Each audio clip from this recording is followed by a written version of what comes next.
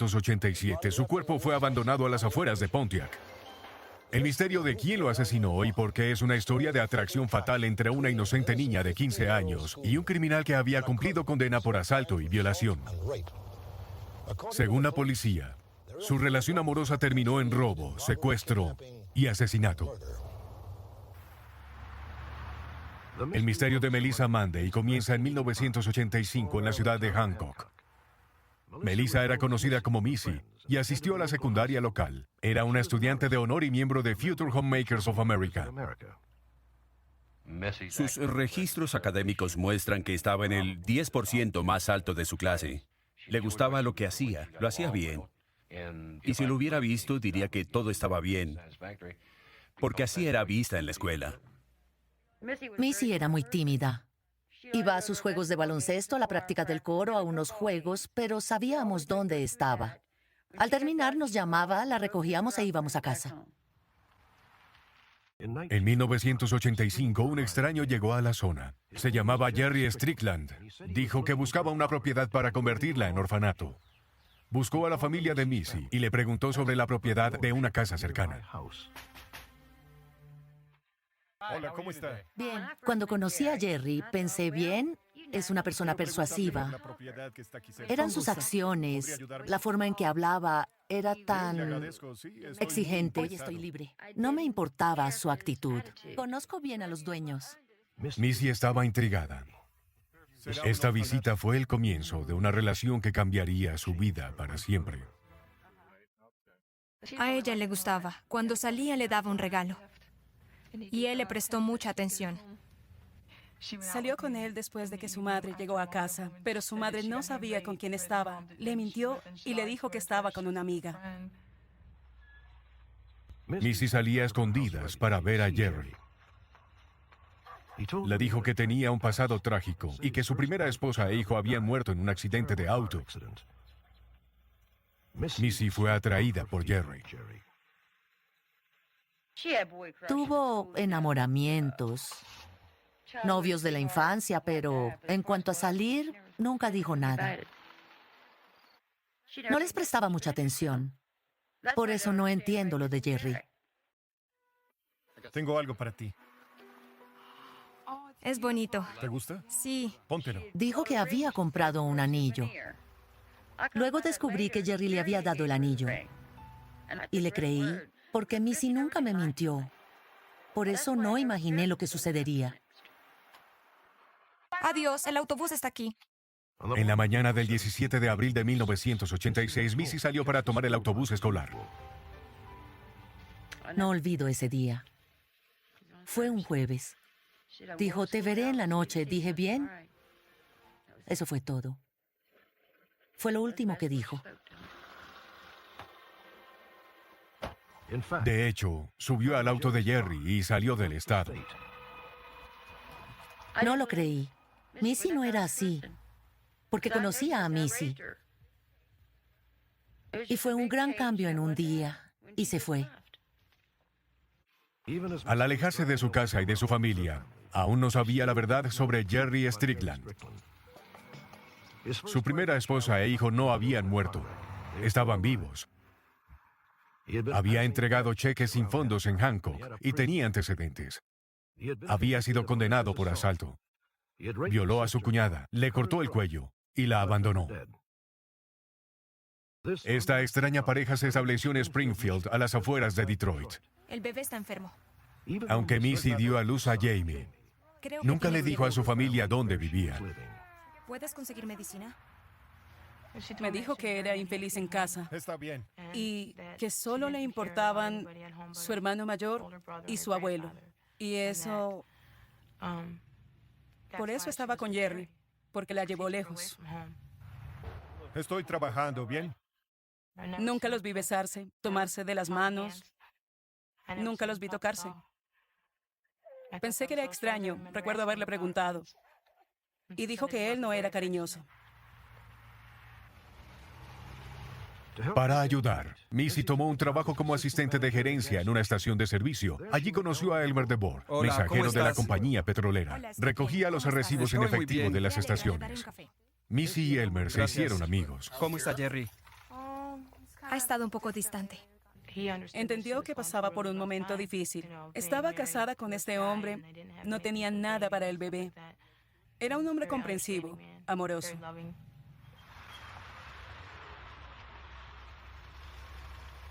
En la mañana del 11 de mayo, Elmer DeVore pasó a recoger el efectivo de la estación donde trabajaba Missy.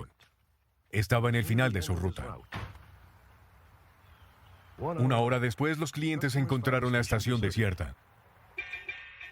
1:33. Cuando llegó la policía, Reporte de la encontraron el auto situación. de Elmer. La oficina estaba cerrada. Está cerrada.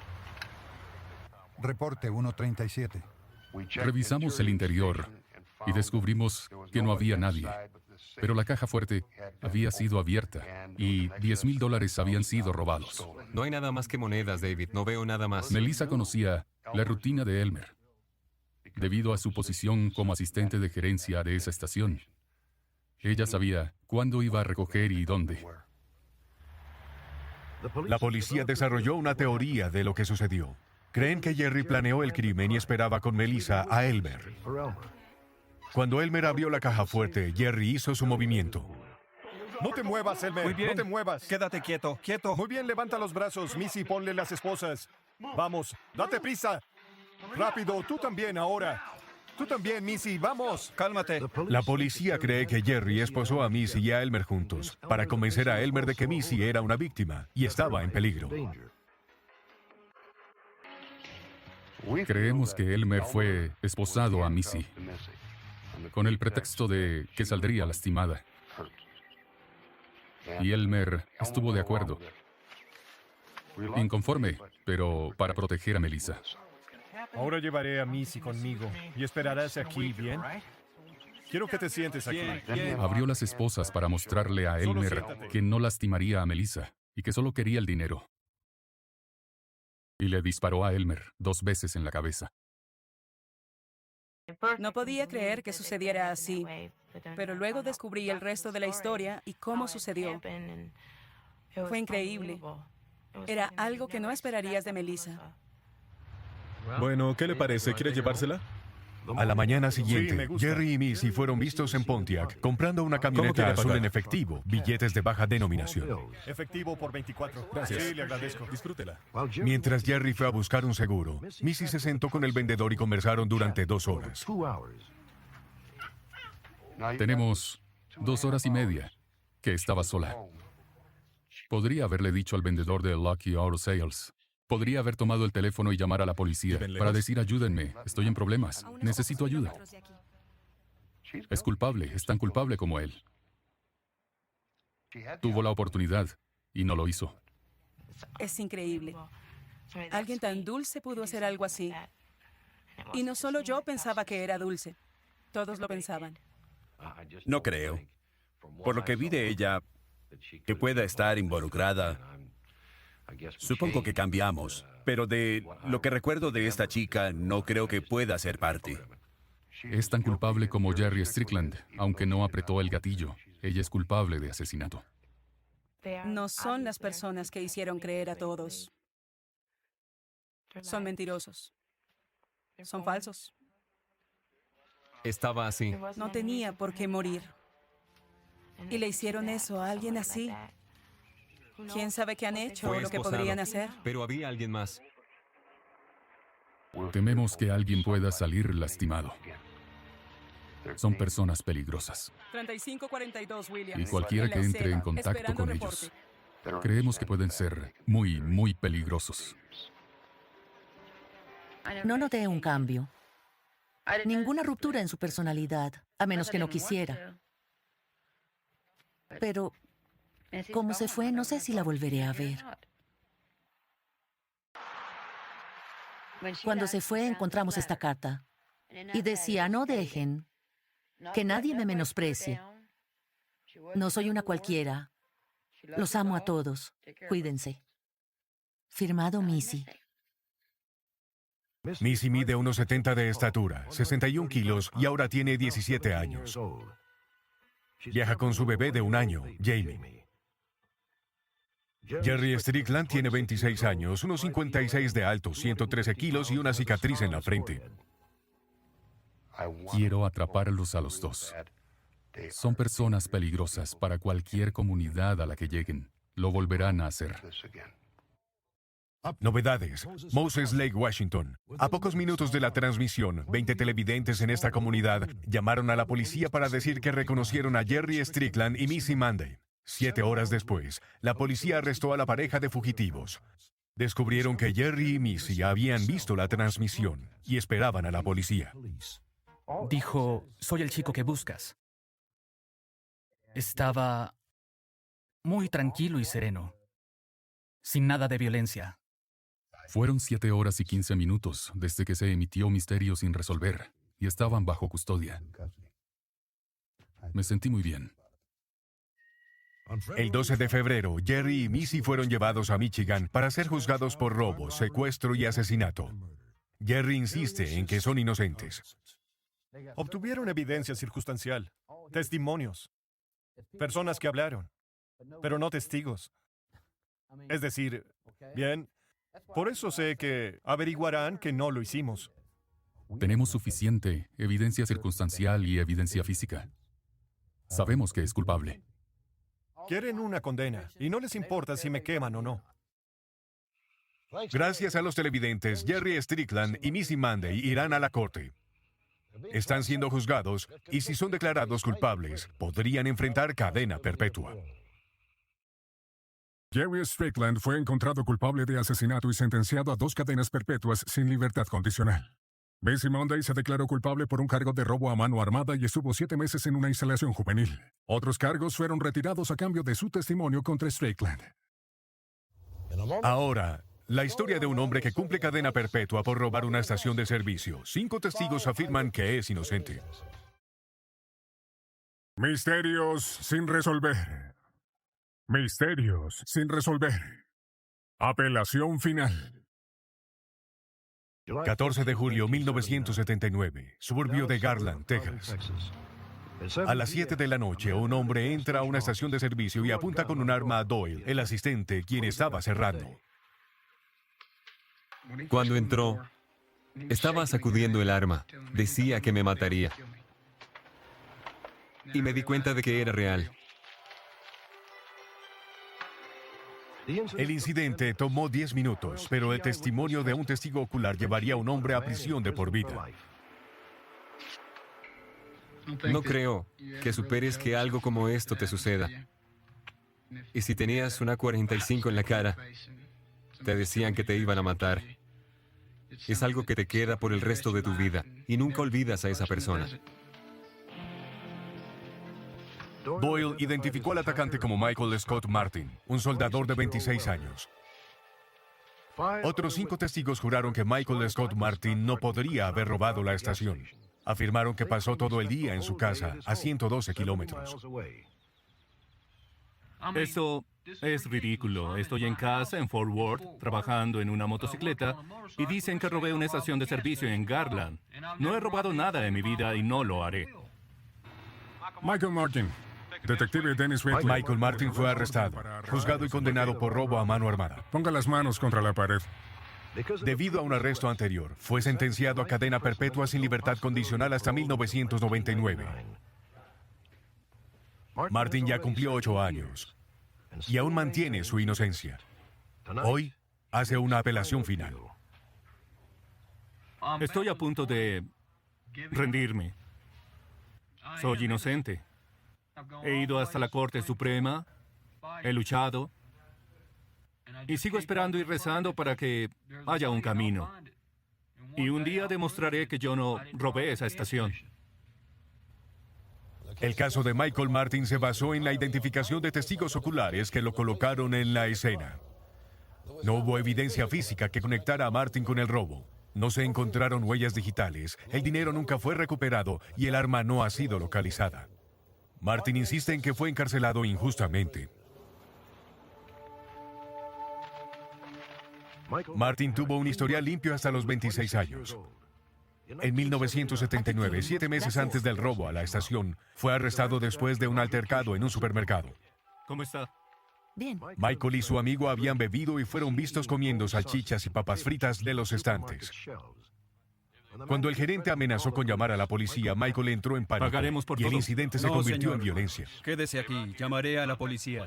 ¿No nos quedaremos bien? Aquí está su dinero, ¿bueno? Pagamos por todo. No lo creo. Quiero que esperen aquí, por favor. ¿Quieres algo de esto? ¿Quieres algo de esto? ¿Quieres un poco? Vamos, amigo. No sé por qué saqué el cuchillo. Supongo que era solo el deseo de salir. Salgamos de aquí. Estaba ebrio, me sentía un poco loco. Discutí con el gerente y estaba cansado.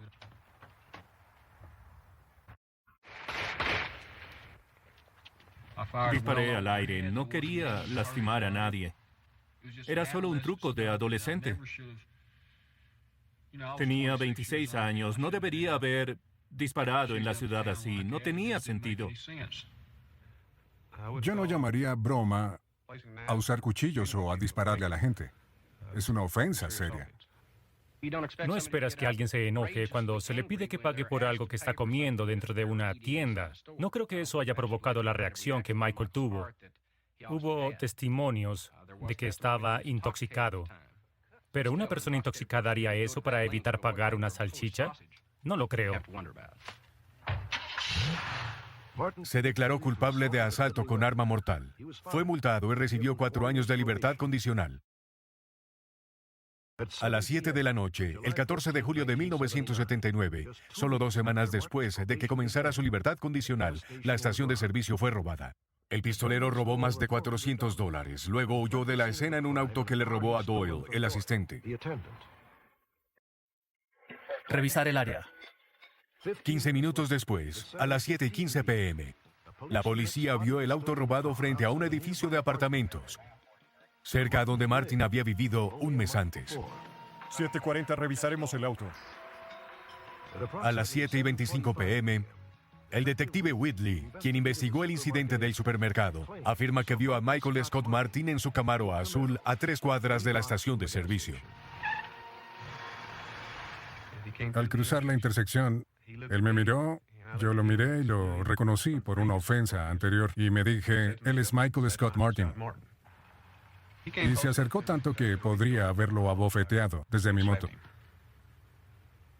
Doyle, te voy a mostrar unas fotografías. Quiero que las veas y me digas si reconoces a alguien. Bien. Whitley pidió ser asignado al caso.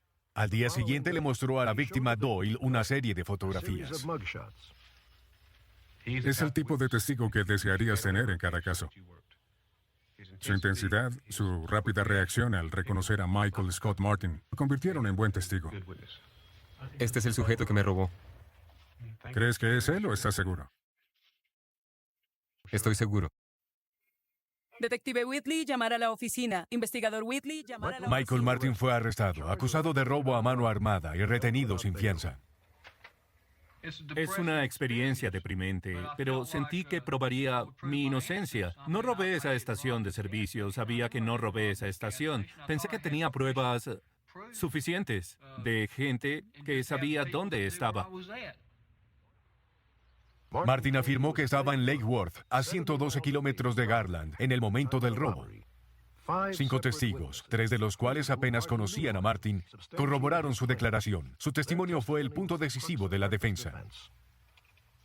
El día que dicen que ocurrió el robo, trabajé en mi auto y él trabajó en su motocicleta por unas 2 horas, entre, no sé, creo que fue a las 2 en punto, de 2 a 4, eso creo. Estuvo ahí en todo momento, desde que se levantó hasta que se acostó. Estaba allí.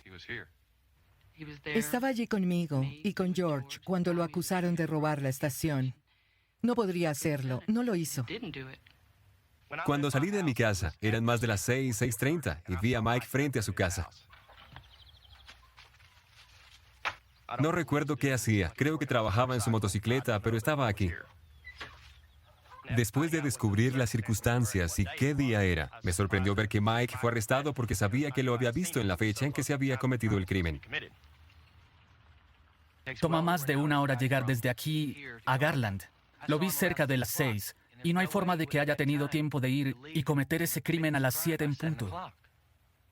A las 7 del sábado lo recuerdo muy bien porque había un programa de televisión que quería ver, Battlestar Galactica.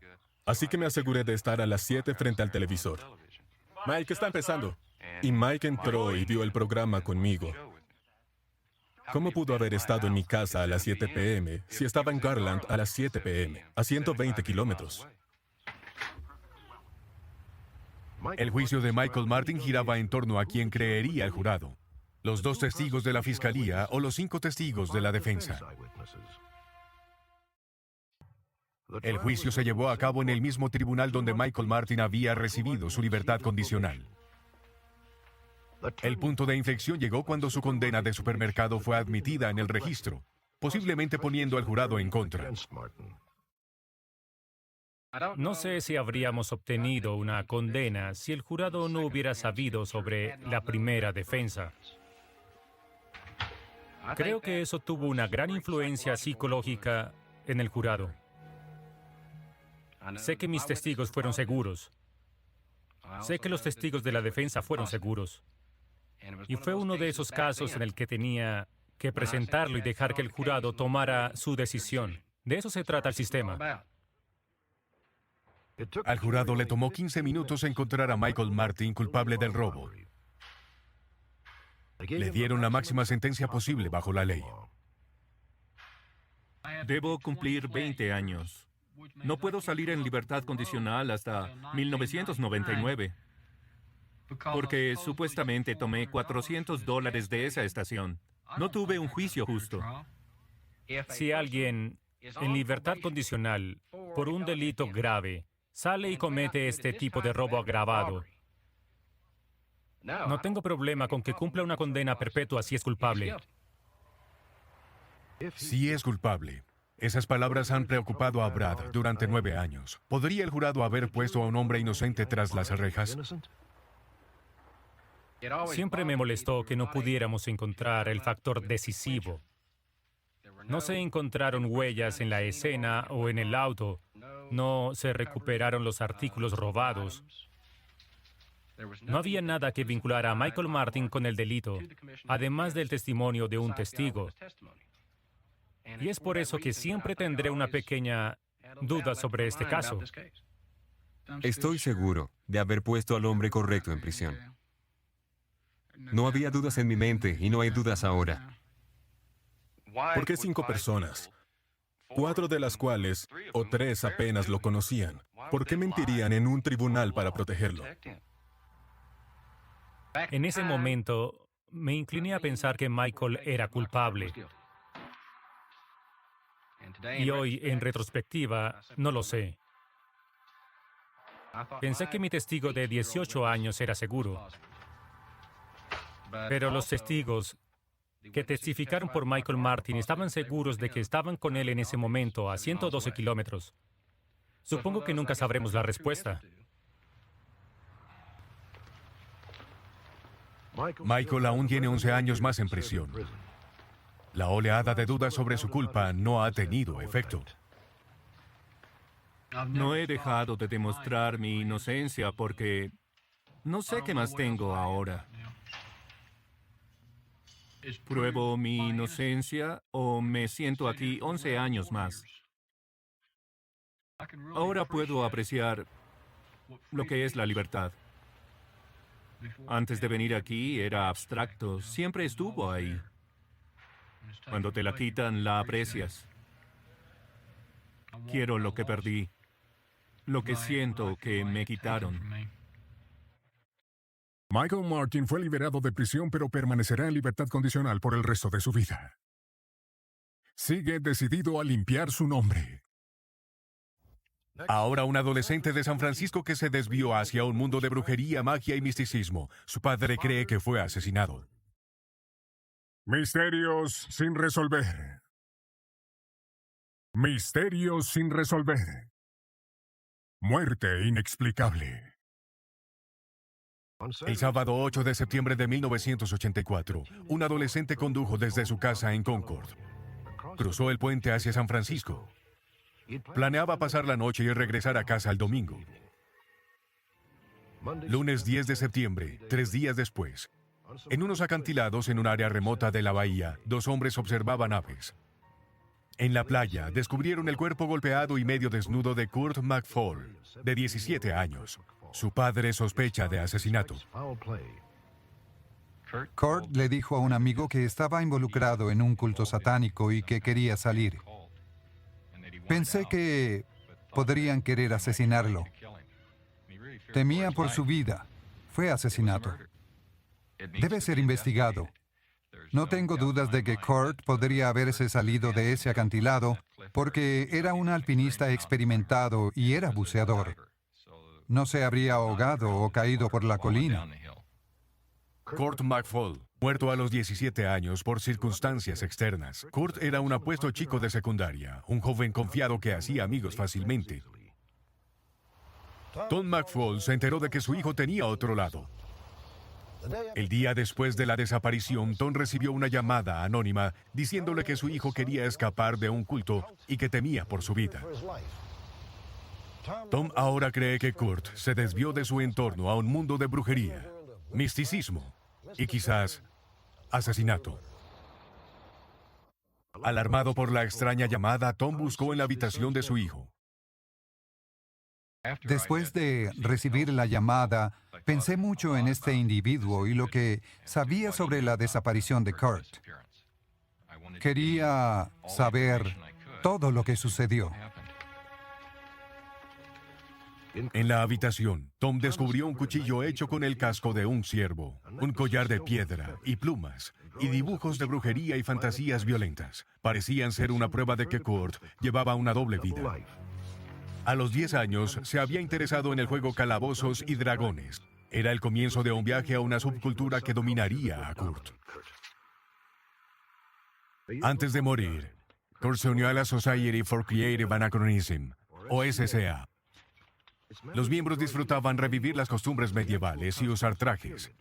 Practicaban justas y peleas con espadas en el estacionamiento de una estación de metro. Kurt venía 2 veces por semana, hasta marzo del 84. Aprendió a pelear. Era bueno, rápido, talentoso. Iba a ser muy bueno en el juego. Estábamos felices con él. Y su muerte no tuvo nada que ver con su participación en la SCA. A medida que Kurt se iniciaba en los rituales medievales, se unió a otro grupo que lo inició en la religión pagana. Uno de sus amigos de la secundaria temía de este nuevo grupo y contactó a Tom McFall. Se había preocupado por Kurt y ahora temía por su seguridad.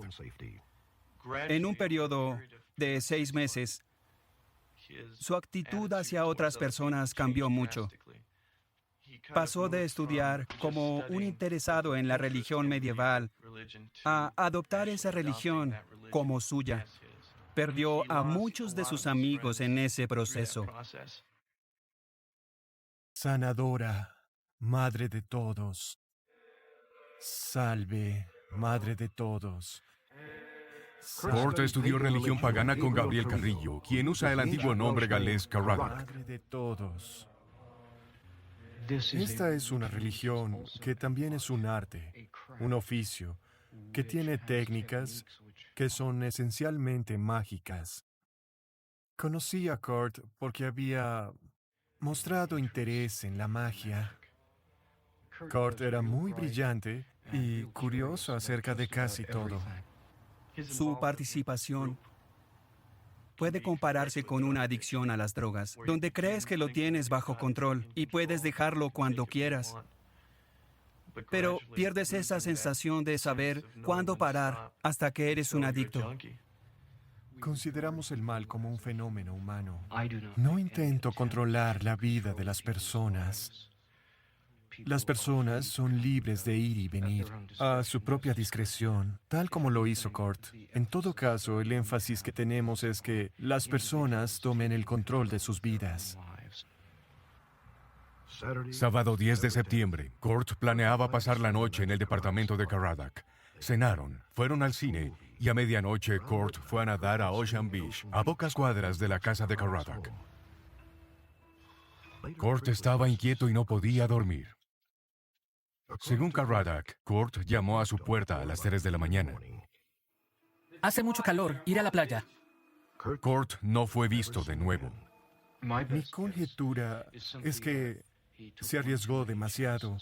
Quizá fue a nadar y fue arrastrado por la resaca. Quizá subió a los acantilados en Land's End, resbaló y cayó, o quizá otras cosas. La noche siguiente, el auto de Kurt fue encontrado abandonado en un campo de golf con vista al océano. Había pistas desconcertantes. Su licencia de conducción estaba en el suelo. Las llaves del auto estaban en el asiento. Un billete de $20 estaba en la guantera. La armadura que Kurt había hecho para su lucha en SCA faltaba en el baúl.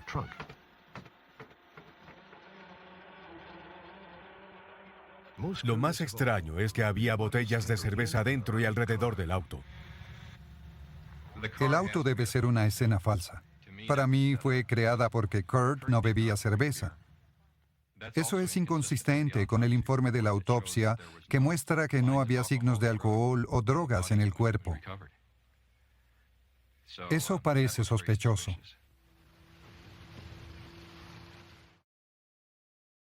A la mañana siguiente, los salvavidas recuperaron el cuerpo de Kurt McFall. Estaba en una cala a 3 kilómetros del apartamento de Caradoc, debajo de los acantilados en el campo de golf donde se encontró el auto de Kurt.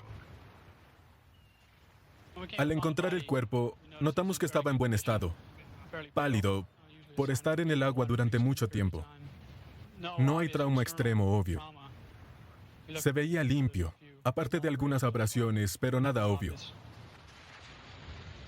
El cuerpo de Kurt no tenía zapatos, medias ni camisa. La espalda y hombros estaban marcados con cortes y abrasiones, y extrañamente el cinturón que llevaba le faltaba la hebilla. Con los hechos que tenemos, nadie sabe dónde entró en el agua, de dónde vino. Supongo que sería, y es una suposición, cayó por el precipicio, es lo que parece. El forense determinó que Kurt murió de múltiples lesiones y pérdida de sangre, pero nadie sabe qué causó esas lesiones. Kurt puede haberse ahogado, pero eso no explicaría sus cortes y abrasiones o la pérdida de sangre. Parece que Kurt cayó de los traicioneros acantilados, pero no se sabe si cayó accidentalmente o si fue golpeado y empujado. Fui al forense de San Francisco y dije, ¿qué crees que le pasó a Kurt?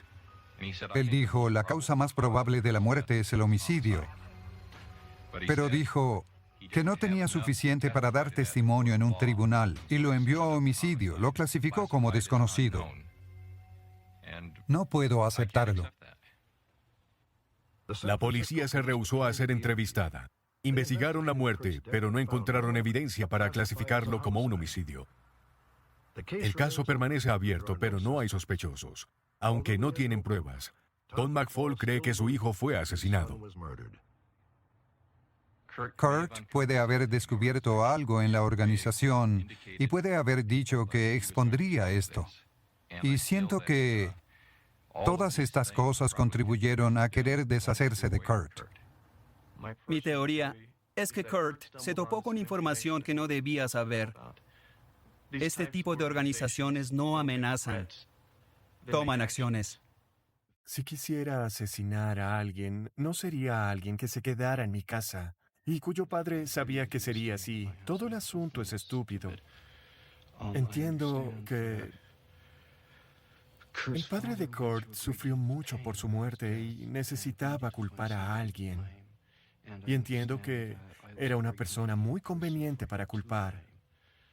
Pero no tuve nada que ver con la muerte de Kurt. Me frustra tener información que indique que mi hijo fue asesinado. Prácticamente han cerrado el caso. Estoy obligado y decidido a realizar una investigación. Kurt lo merecía. No debió haber sido tratado así. Tom McFall es la única persona que investiga la muerte de su hijo. Si Kurt fue asesinado, espera que 3 años después alguien presente información, evidencia que pueda reabrir la investigación y dar tranquilidad a él y justicia para su hijo. Ahora, la historia de una bolsa de cartas sin abrir que data de hace 40 años. Fueron escritas por soldados de la Segunda Guerra Mundial y aún no han llegado a sus seres queridos. Misterios sin resolver. Amores perdidos. Nuevo servicio acelera el correo a tropas estadounidenses. Cartas de caza. Millones son enviadas a militares que luchan en frentes de batalla. Gracias a un sistema postal llamado V-Mail, pueden volar por todo el mundo llegando a puntos distantes de forma segura. Segunda Guerra Mundial. Miles de soldados se despidieron de sus seres queridos y casi todos hicieron una promesa de despedida: escribir a casa lo más seguido posible. Sus cartas, llevadas por el servicio V-Mail, eran el único vínculo entre ellos y sus familias. Algunos regresarían, otros no. Para los familiares de los soldados muertos, la última carta se convirtió en un recuerdo precioso, un recuerdo del amor perdido. 41 años después de la guerra, 4 de febrero 1986, Mike Mingus, un exterminador de plagas, rociaba el ático de una anciana en Raleigh, Carolina del Norte. En una esquina, vio algunas cartas saliendo de una bolsa. Mike Mingus descubrió una bolsa de lona militar, llena de cartas sin abrir, escritas por soldados durante la Segunda Guerra Mundial. Cuanto más miraba, más incrédulo estaba. Había algo sobre la insignia. Nunca había enviado V-Mail. Había escuchado el término y sabía que cualquier cosa con fe en ella era de la Segunda Guerra Mundial. Y fue muy evidente que había algo aquí que era extraño. Es mejor si llevo esto a las autoridades correspondientes. La anciana tenía un sobrino que había sido miembro de la tripulación del SS Caleb Strong cuando se dirigió al norte de África en mayo de 1944. Las tropas habían escrito 235 cartas y las metieron en la bolsa de lona.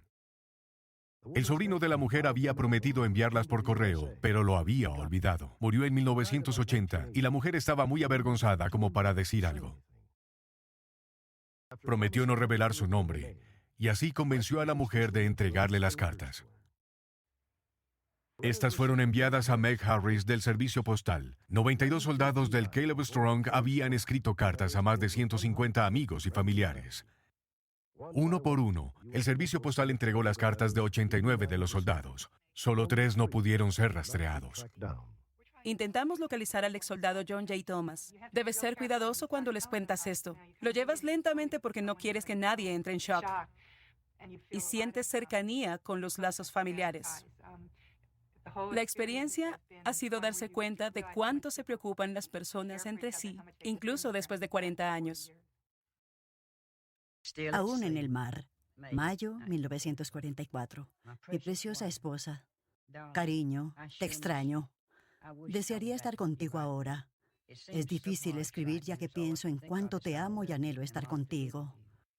El bote se balancea, no puedo escribir muy bien.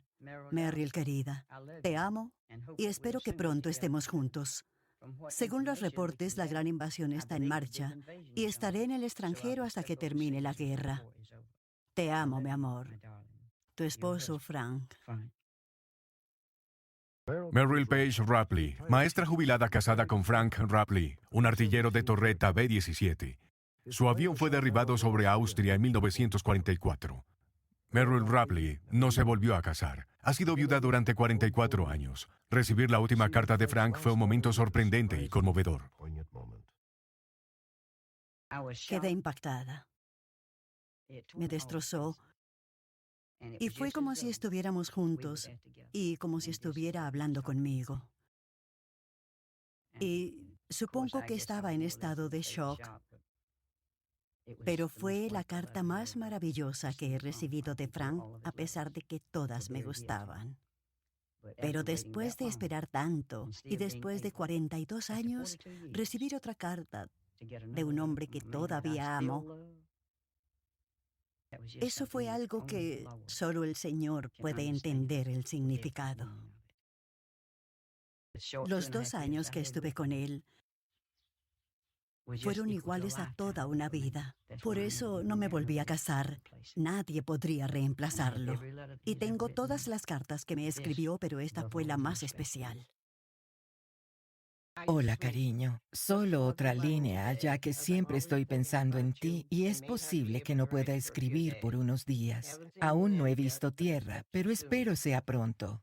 Aquí hay 6 horas de diferencia horaria, así que trato de pensar dónde estás y qué podrías estar haciendo. Creo que es normal. Tu esposo siempre amoroso y fiel. Es conmovedor. No puedo evitar pensar en él.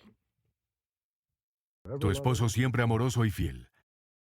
Esas fueron las últimas palabras del sargento Sumter Grave a su esposa, escritas el 19 de mayo de 1944. En meses, Sumter murió en combate, pero sus palabras no morirían. 2 cartas adicionales finalmente llegaron a su destino. Misterios sin resolver. Hoy vimos 4 misterios. 4 historias de personas atrapadas en circunstancias extraordinarias. Para cada misterio, alguien, en algún lugar. 9 de febrero de 1982. Una comunidad residencial en la ciudad de Woonsocket, Rhode Island. Hoy hace 6 años, esta pacífica ciudad de 46,000 habitantes se sorprendió por el asesinato más salvaje de su historia. A las 3:30 de la tarde, Doug Heath regresó del trabajo a su apartamento en la calle Providence. Cuando encontró a la hija de 3 años de su vecina fuera del apartamento. Cuando vi a Nicole en las escaleras, supe que algo estaba mal. ¿Y mamá? Le pregunté dónde estaba su madre y me dijo que estaba abajo, acostada. Intenté abrir la puerta del apartamento y estaba cerrada. Y supe que algo estaba mal.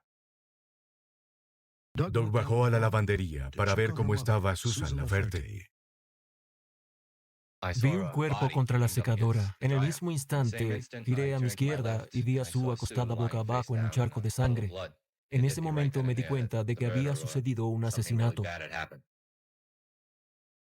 Cuando Rescate llegó con los primeros oficiales, descubrieron que 2 mujeres habían sido agredidas en el sótano de esa casa y habían sido abandonadas a su suerte. ¿Qué tiene aquí? Una mujer murió en la escena y la otra estaba en condiciones muy críticas. Rescate intentó estabilizarla y la transportó de la escena a la sala de emergencias del hospital. Las 2 víctimas vivían en el edificio de apartamentos. Doreen Picard, de 22 años, fue declarada muerta en la escena. La otra mujer, Susan Laferte, de 27 años, apenas estaba viva. Fue trasladada de inmediato al hospital. Doctor Bernard, a recepción. Susan estuvo en cirugía durante 2 horas y media. Mientras se aferraba a la vida, su esposo Ernie esperó y rezó. La forma en que lo describieron, sus heridas eran bastante graves. Ella estaba colgando de un hilo. Milagrosamente, Susan sobrevivió, pero permaneció en coma profundo. Temiendo por su seguridad, la policía vigilaba su habitación todo el día. Era obvio que el perpetrador pensaba que estaban muertas.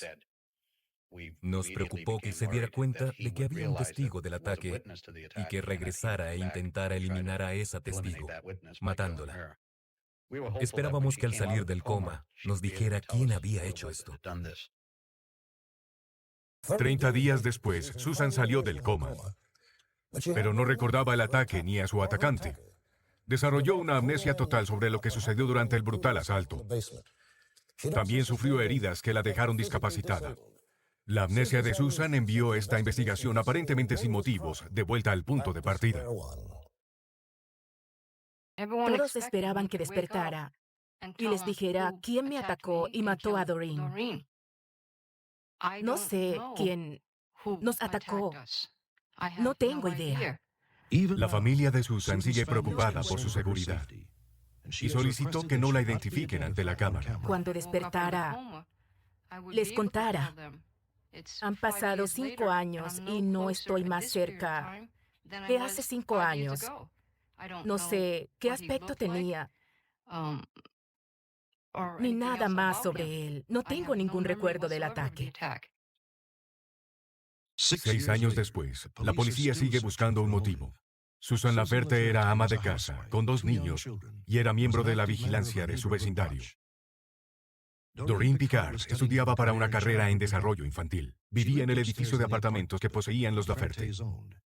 Irónicamente, empacaba para mudarse a un nuevo edificio el mismo día del ataque. Al igual que Susan, los padres de Doreen quieren encontrar una respuesta sobre quién asesinó a su hija. Nos acostamos y despertamos pensando en ella. Tenemos que seguir presionando y tocando puertas, porque siento que hay alguien afuera que tiene la pieza faltante del rompecabezas. No recuerdo nada desde la víspera del Año Nuevo hasta el 19 de febrero. El 19 es una laguna. Ya veremos. El 19 de febrero, el día del ataque, Susan almorzó con su hermana Carol Rivers. Éramos niñas. Yo abro. A la 1:30, dos amigos llamaron a la puerta. Hola. ¿Cómo estás? Mi hermana asomó la cabeza por la sala y dijo, Carol, voy a bajar. Ya vuelvo. Regresó y la escuché hablando con alguien en la puerta. Así que me levanté para ver con quién hablaba. Solo cuando quieran. Solo llámenme. Es para un niño. Hola. Hola. Conocí a uno de los chicos, pero no conocía al otro, y ella me lo presentó. Son los chicos que comprarán el cachorro. Los dos hombres fueron al sótano para mirar algunos cachorros que Susan estaba vendiendo. Hablaron durante 5 minutos y se fueron. 10 minutos después, a la 1:45, Carol fue a su casa. Esa fue la última vez que alguien vio a Susan antes del ataque. Nadie está seguro de lo que sucedió ese día entre la 1:45 y las 3:20, cuando Doug Heath descubrió los cuerpos de Susan y Doreen. Vista superior entre la lavadora y la secadora. ¿Cómo van? Debo admitir que me sorprendió la escena. La brutalidad del asalto. No fue solo un asesinato o un asalto. Fue un ataque frenético. Fue un exceso. Vale, 15 líneas, bien. Solo una persona aparte de Susan vio al asesino. Nicole, la hija de 3 años de Susan, estaba en el apartamento esa tarde. Su abuela Florence Laferte trató de sacar los detalles de la identidad del atacante de la memoria de Nicole. Cuando entré a la casa, Nicole estaba allí y desde el principio me dijo que lo dejó entrar. Pensó que era la amiga de su madre. Hola. Vio al hombre. Dijo que era más grande que su padre. ¿Cómo estás? Tenía bigote. Incluso me dijo que llevaba una gorra con la visera hacia atrás.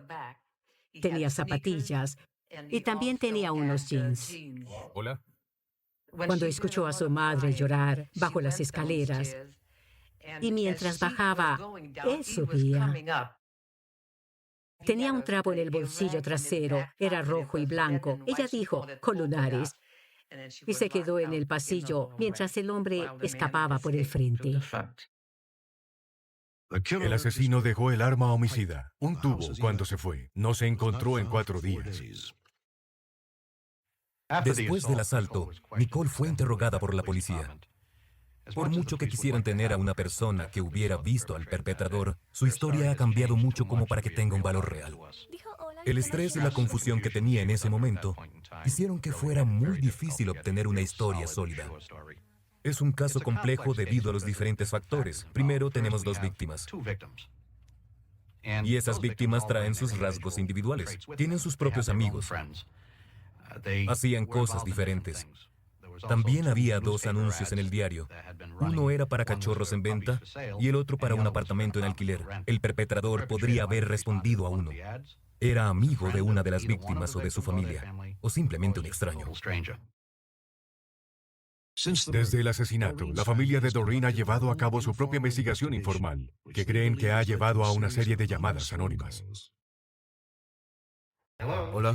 Unos meses después de la muerte, recibí una llamada a las 2 de la mañana. Dijo que debería preocuparme por mi familia y mis hijos y no continuar con esto. Primero, podrían quemar mi garaje, mi taller de reparación. Cada vez que investigamos, recibíamos llamadas. Obviamente, estamos incomodando a alguien. Lo ponemos en alerta. Es una pesadilla, porque estoy nerviosa todo el tiempo. Y tengo miedo por Susan. Porque quizás esta persona se dé cuenta de que tal vez ella pueda recordar. Todavía espero cada mañana que tal vez hoy algo se active y vuelva. Pero han pasado 5 años y no estoy más cerca que hace 5 años. Estoy herida. No estoy nerviosa cuando hago cosas, pero siempre tengo este mal pensamiento. ¿Sigue ahí? Raymond Tempest fue condenado por el brutal asesinato de Doreen Picard. Fue sentenciado a 85 años en prisión y desde entonces ha sido puesto en libertad. Ahora la historia de un hombre que se gana la vida casándose una y otra vez. Es el atacante del corazón y hasta ahora ha estafado a sus esposas por más de $1 millón. Misterios sin resolver. Fraude. Nueva York, 1981. Luis Carlucci llegó al suburbio de Forest Hills llevando nada más que una bolsa de ropa con su único traje bueno. En esta comunidad era un extraño, un hombre sin pasado. Encontró trabajo como cocinero en un restaurante, pero nadie sabía de dónde venía. En septiembre de 1981, Carlucci conoció en un bar a una mujer de 41 años a quien llamaremos Bárbara. Que hable ahora o calle para siempre. 6 semanas después, se casó con ella. Por el poder otorgado. Lo que Bárbara no sabía es que Luis Carlucci es un estafador. Se gana la vida robando corazones. Y luego, su dinero. Felicitaciones. Se sospecha que Carlucci se casó con 9 esposas diferentes y tiene más de 30 hijos. Se dice que estafó a sus víctimas por más de $1 millón. Luis Carlucci es conocido como Don Juan o el atacante del corazón. Cuando intentas explicar lo que pasó, te miran y te dicen, ¿cómo te dejaste tratar así? Y luego descubres que hay otras 500 personas que fueron engañadas de la misma manera. Que se supone que son... Bárbara fue la única de las víctimas de Carlucci que habló. Ella pidió que no la identificaran ante la cámara. Pero En un momento temió represalias de Carlucci. Pero el hecho de que todavía esté vagando por algún lugar y saliéndose con la suya es algo terrible. Bárbara quiso contar su historia para advertir a otras mujeres sobre Carlucci. La policía está convencida de que Carlucci está estafando a otra mujer en este momento. Hoy veremos cómo Carlucci consumó sus planes, que la policía llama estafas matrimoniales. Hola. Carlucci encuentra a sus víctimas en restaurantes y clubes de amigos. Gracias. Hola. Salí con una amiga. Estábamos sentadas tomando una copa. Él nos envió bebidas y se puso a hablar. Es un placer Y así tenerte nos aquí. conocimos. Vengo aquí todo el tiempo y sé con certeza que no te había visto antes. Mi impresión cuando lo vi, sin estilo, sin clase. Me encanta tu sonrisa, tus ojos, tu manera Pero de era ser. cálido, muy amable. Tenía buen sentido del humor. Así que comencé a salir con él. Pensé, es un buen sujeto. Me dijo que creció en el Bronx, que viajaba mucho, que estaba en el negocio de los restaurantes y que quería establecerse y que podía darme todo lo que quisiera. Y dije, bien, el sujeto es bastante amable, me gustó su compañía.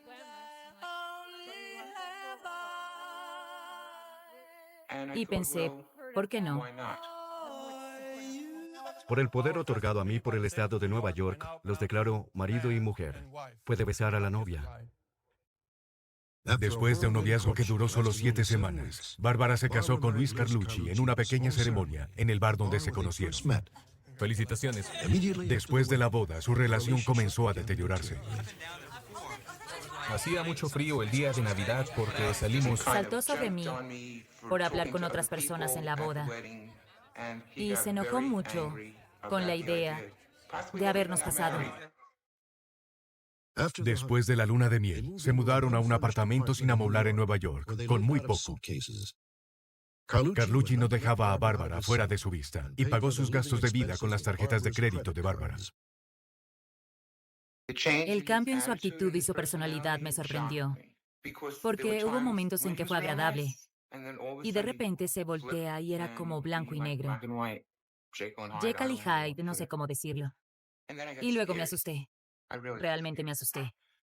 Porque me di cuenta, aparte del hecho de que no tenía lo que él pensaba que tenía, dinero, el hombre era muy agresivo. No vuelvas a hablar de eso. No podía girar la cabeza, me alaba del cabello. Si miraba diferente, me golpeaba.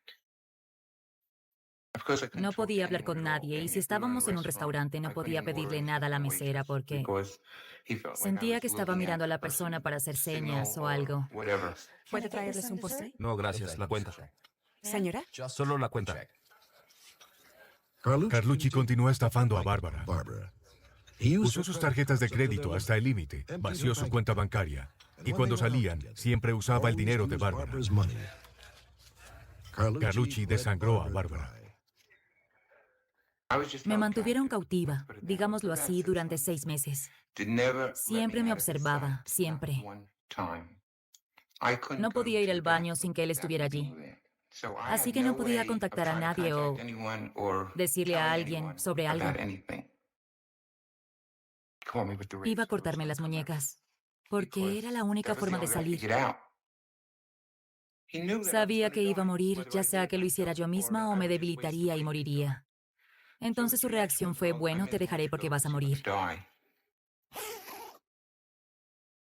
El 13 de mayo de 1982, casi 6 meses después de su boda, Luis Carlucci dejó a Bárbara, despilfarrando todos sus ahorros, un total de $20,000.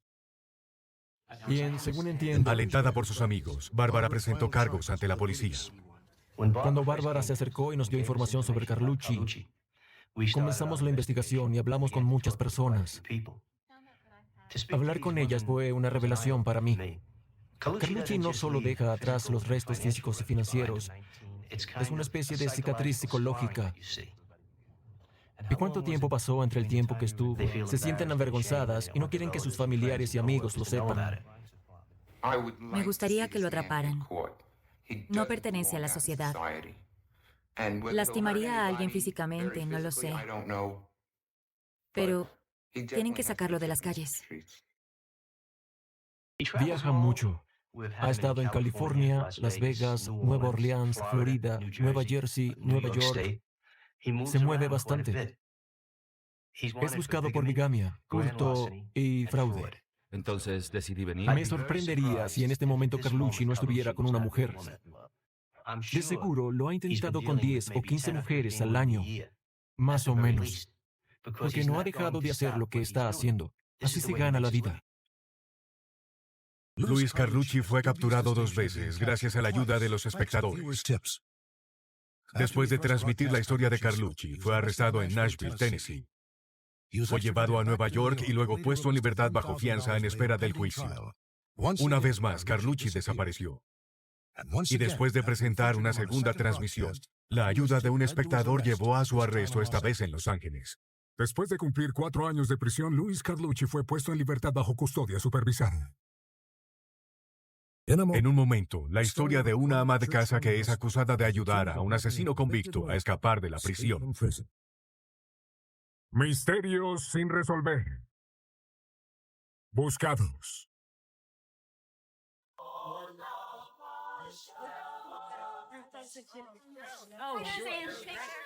En 1986, Diane Broadbeck, una ama de casa de 43 años, vivía en la pequeña ciudad de Wellsville, Pensilvania. Era una cristiana devota y había estado activa en su iglesia durante casi 20 años. El 5 de abril de 1986, Diane desapareció. Un mes después, el auto de Diane fue encontrado en el estacionamiento de un motel, a 30 minutos de su casa. En el maletero, la policía encontró el bolso de viaje de Diane. El mismo día que Diane desapareció, John Jones, un preso en una prisión local, escapó. Jones cumplía cadena perpetua por el brutal asesinato de una chica de 18 años. Justo antes de escapar, se vio a Diane Broadbeck a solo 1 kilómetro de la prisión, conduciendo por el mismo camino donde desapareció John Jones. No sé si está viva. Espero que lo esté, de verdad. Personalmente, creo que está viva y que está con John. Ni John Jones ni Diane Broadbeck han sido vistos por 2 años. Las autoridades creen que Diane pudo haber sido cómplice y su familia se pregunta por qué esta mujer respetable y felizmente casada desapareció sin decir nada. ¿Diane fue secuestrada por un prisionero? ¿O era una cómplice que ayudó a escapar a un asesino convicto? Conozco a mi hija. No ayudaría a un asesino convicto a escapar de la prisión. Mi hija no haría esto. Creo que mi esposa ayudó a John Jones a salir de prisión. Bajo presión, ¿por qué? No lo sé. Es difícil de decir, quizá fue amenazada por John Yount. No sé qué pasó, no lo sé. Diane y su esposo Chester tenían 2 hijas y acababan de celebrar su aniversario de bodas de plata. Diane tenía una vida ocupada. Había trabajado como gerente de un banco, persiguió su interés en la psicología y, como una de sus muchas actividades comunitarias, escribió cartas a prisioneros que no tenían familia o amigos. En 1966, John Yount era un popular profesor de matemáticas en una secundaria de Pensilvania. El 28 de abril, Yount ofreció llevar a Pamela Sue Reimer, una de sus estudiantes, mientras caminaba hacia su casa desde la escuela. Bien, ¿necesitas transporte? No, está bien. Vivo cerca. Aquí arriba. Sube, te llevaré. No, está bien. No, insisto. De acuerdo. Gracias. Por nada. Más tarde, los libros de Pamela fueron encontrados al lado del camino rural. En los bosques cercanos, los buscadores encontraron su cuerpo. Creo que veo algo por allí. Fue golpeada con una llave inglesa, violada, y le habían cortado el cuello. Al día siguiente, John Yount confesó el asesinato de Pamela Sue Reimer. Fue declarado culpable de asesinato y condenado a cadena perpetua. 16 años después, John comenzó a escribirle a Diane Broadbeck. Hola, mi preciosa dama.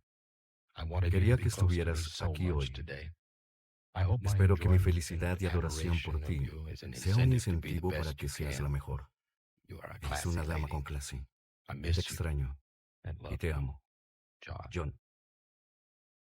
Diane conoció a John por una amiga que había estado visitándolo y ya no podía hacerlo. Y Diane se había comunicado con prisioneros en otros estados y pensó que esto sería como una continuación de lo que había hecho y sería algo gratificante. Siempre pensaba en otras personas. Era muy sociable. Después de 20 años tras las rejas, John se había convertido en un prisionero modelo. Tocaba el órgano, dominaba las computadoras y enseñaba en la escuela de la prisión. Era muy fácil para él ser querido y tenía una muy buena actitud en términos de involucrarse con la gente. Bien, clase, abra sus libros en la página 69, al final de la página. John es una persona de carácter fuerte y muy persuasivo. Creo que podría persuadir a cualquier persona dada la oportunidad correcta y el momento adecuado. Tiene mucha habilidad para manipular personas. Diane comenzó a visitar a Yount en la cárcel local, e incluso cuando fue transferido a la prisión de Rockview a más de 2 horas de distancia. Diane venía a ver a John todas las semanas. Nunca faltó. Semana tras semana. Era su novia, sí. No era una visita casual como de hermanos. Cuando comenzaron se abrazaban y besaban. Y lo mismo al despedirse. Es todo lo que se permite durante la visita. ¿Cómo estás? Estoy bien. Siempre estoy bien cuando te veo.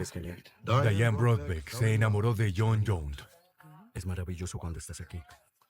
No sabía que estuvieran involucrados sentimentalmente. Me pareció que eran muy buenos amigos. Nunca mencionó que estuvieran involucrados sentimentalmente. Me agrada mucho verte, ¿sabes? Diane habló sobre John Yount. Sé que le escribía. Sé que lo visitaba. Y eso es todo. Fue solo un poco, por lo que yo sabía. John Yount intentó apelar su condena. Finalmente, la Corte Suprema de los Estados Unidos denegó la solicitud de un nuevo juicio. En febrero de 1985, Yount le escribió a Diane. Sé mi Valentín. Para siempre. Eres mi corazón. Espero que este sea el último día de San Valentín que pasemos separados. El 5 de abril de 1986, John Yount escapó. El excelente comportamiento de Yount le permitió trabajar sin supervisión fuera de la prisión. Muy bien, caballeros. La mañana de la fuga, John debía salir y cortar un poco de heno. Lleva esa carretilla al granero y volveré en un rato. El supervisor le dijo lo que debía hacer. Llevó a los otros hombres a sus áreas y luego hizo su ronda. Esa fue la última vez que John Yount fue visto. Subía por Richard Hill en dirección a la bolera. Vi que un auto se acercaba. Miré y pensé que la mujer me era familiar. Parece la novia de John Jones. Pensé, ¿qué está haciendo en este camino? Esa fue la última vez que Diane Broadbeck fue vista. Hola. Señor Broadbeck. Sí, señor. Soy el sargento Decker de la policía de Pensilvania. Él es Scott. Sí, señor. Me gustaría hablar sobre John Jones y su esposa. ¿Conoce a John Jones? Cuando los policías llegaron el domingo, queriendo saber dónde estaba mi esposa, diciendo que Jones había sido sacado de prisión por alguien, pensaban que fue ella. En lo que a mí respecta, estaban equivocados. Ella no tuvo nada que ver. Pensé que había ido a Williamsburg. Y creí eso hasta el lunes o martes cuando no regresó. Descubrieron que Diane tenía una cuenta bancaria secreta y había retirado $7,500 en las semanas previas a su desaparición. Descubrimos que también puso un auto en una bodega de almacenamiento. Y ese auto fue puesto allí 2 semanas antes de la fuga. Y descubrimos que tuvo contacto telefónico con John Jones en la prisión. La noche antes de la fuga se produjo una conversación de 14 minutos. En ese momento decidimos presentar cargos contra ella por ayudar a John Jones. No creo que Diane haya ayudado a un asesino convicto a escapar de prisión. Era una persona muy moral y no hacía ciertas cosas. Tenía un código de ética muy fuerte. Y ayudar a un prisionero a escapar no estaba entre ellos. Un mes después de la fuga, encontraron el auto de Diane abandonado en un motel, a solo 30 kilómetros de su casa. Se encontró una bolsa en el baúl con artículos personales de Diane, joyas, cosméticos y más de una docena de ropa interior. Hay una teoría en que John usó a Diane como instrumento para escapar. Descubre que no saldría del sistema penitenciario. Tiene una mujer afuera que puede hacer cosas por él. Ella las hace, él la mata, él se aleja de la escena, se iría libre. La otra teoría es que ella lo amaba y él a ella. Esa teoría es una que sostengo. Creo que está con él. Si mi esposa escapó con otro hombre, no me agrada. Eso es seguro. Estuvimos casados por 25 años y creo que fueron años muy buenos. Y como les dije a muchos, no me dejó solo a mí, dejó a toda la familia. No creo que esté viva, porque creo que si lo estuviera, contactaría a alguien de la familia. Nunca pensaré que está muerta. Sé que está viva. No pienso sino en mi hija desaparecida y la quiero de vuelta. John Jones asesinó a una chica de secundaria. Se enojó en ese momento y podría hacerlo de nuevo. Creo que debería temer por su vida. Creo que John puede matar de nuevo. Novedades. John Jones y Diane Broadbeck fueron capturados. 2 de nuestros televidentes en Boise, Idaho, reconocieron a Broadbeck como excompañera de trabajo, Kathy Kerman. Cuando vi la foto era el rostro de Kathy. Dijeron que era gerente de un banco y que era de Massachusetts. Y dijeron que los antecedentes de John estaban en las computadoras. Los Humphreys llamaron al FBI y después de una investigación, la pareja fugitiva fue arrestada en su casa. Pareció sorprendido, luego levantó las manos, no miró a su alrededor, tenía los ojos puestos en el sujeto con el arma. John Jones volvió a prisión para cumplir el resto de su cadena perpetua. Diane Broadbeck cumplió 2 años por ayudar a Jones a escapar. Ahora, el misterio de $21 millones en oro y plata sepultados en Virginia ha eludido a cazadores de tesoros por más de un siglo. Misterio sin resolver. Tesoro. He sepultado en el condado de Bedford 2.300 kilos de plata y 1.320 kilos de oro, guardados de forma segura en ollas de hierro con tapas de hierro. No habrá dificultad para encontrarlo. En 1821, Thomas J. Bill escribió sobre una enorme fortuna que sepultó en las colinas de Bedford, Virginia. Según la leyenda, $21 millones en oro, plata y joyas. Durante más de 100 años, los cazadores de tesoros han revisado el terreno en busca del tesoro enterrado de Bill. Nadie lo ha encontrado. La cantidad de oro y plata que había sido sepultada y sus 2 depósitos me dijeron que tendrías que tener 2 vagones o más para sepultarlo. Son ollas de hierro, con plata y oro y monedas. Estoy emocionado por encontrarlas. Alguien tendrá suerte. Y lo encontrará por error o lo encontrará porque lo ha buscado y sabe lo que está haciendo. Sé que lo encontrará. La leyenda de la fortuna comienza a principios de 1800 en Nuevo México. Thomas Bill y un equipo de 30 mineros desenterraron oro y plata por valor de más de $21 millones al precio de hoy. Trajeron el tesoro a Virginia, donde Bill lo sepultó. Dejó instrucciones escritas sobre la ubicación de su fortuna en forma de 3 códigos secretos o cifrados. Luego regresó a Nuevo México y desapareció. En 1869, un rico virginiano resolvió uno de los 3 cifrados, utilizando la Declaración de Independencia como clave. Numeró la primera letra de cada palabra en la Declaración de Independencia. Luego, por cada número en el cifrado, sustituyó la letra correspondiente. Decodificado, el mensaje decía: Es sepultado en el condado de Bedford en una excavación o bóveda a 2 metros bajo la superficie del suelo, 2.300 kilos de plata y 1.320 kilos de oro. Bill luego describe el tesoro en detalle. Durante más de 100 años, las otras 2 pistas han quedado sin resolver. Una enumera a los herederos de Thomas Bill, y esta señala la ubicación exacta del tesoro. Quien la decodifique puede encontrar la fortuna de Bill almacenada en una bóveda secreta del tamaño de 2 Rolls Royces. En este misterio, nos uniremos a varios cazadores de tesoros. Algunos dicen que han descifrado el código. Están convencidos de que tarde o temprano alguien se hará rico. 2 hermanos, Eddie y Joe Tony, y su suegro, Earl Boggs, han pasado 9 años buscando el tesoro. Dicen que han descubierto el cifrado y que el mensaje habla de 5 puntos geográficos donde hace 167 años Thomas Bill dejó las pistas que una por una conducirán a su fortuna. Los hermanos Tony están buscando el 5º y último punto, que es la pista que los llevará a la bóveda. Solo tenemos un punto más y hemos verificado cada lugar donde hemos encontrado algo que dejó. Justo en este punto.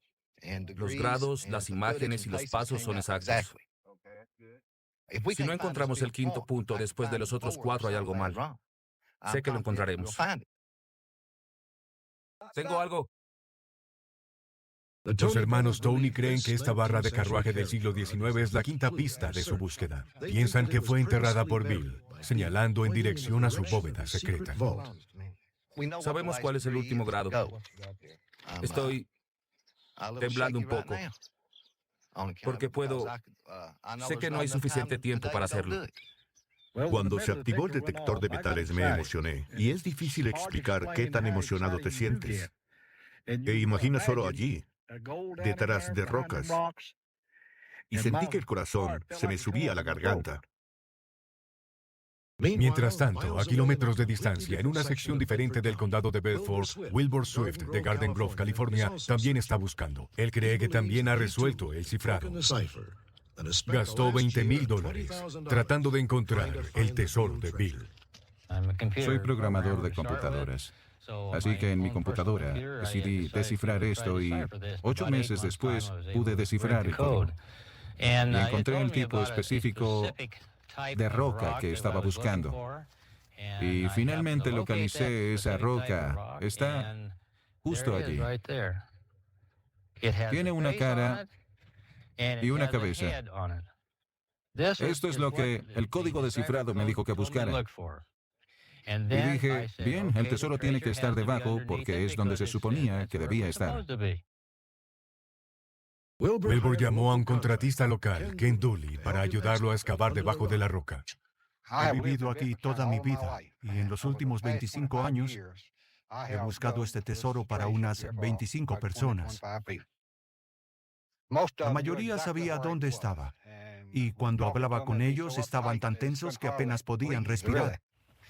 Y cuando comienzas a cavar, siempre estás a solo 60 centímetros. No importa la profundidad, estás 60 centímetros más profundo de lo que cavaste.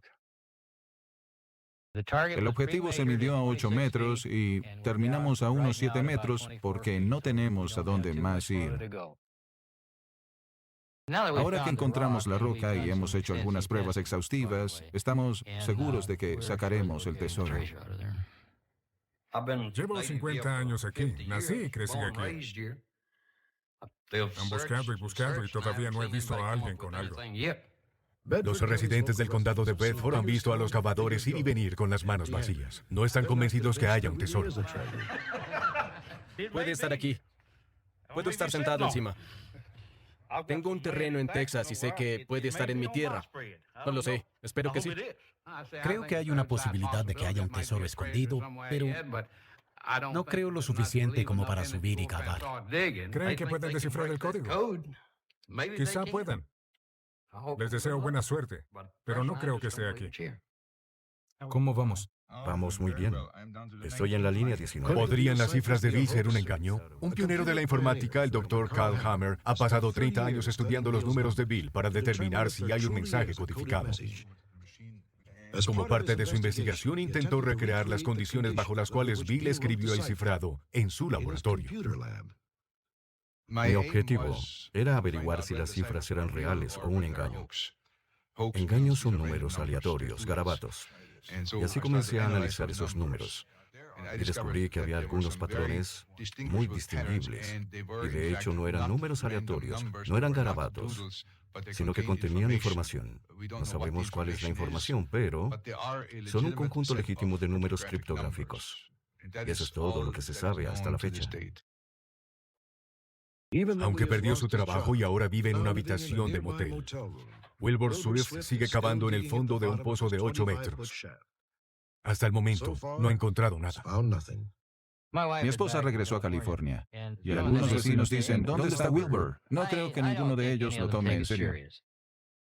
Bueno, el que ría el último, ríe mejor.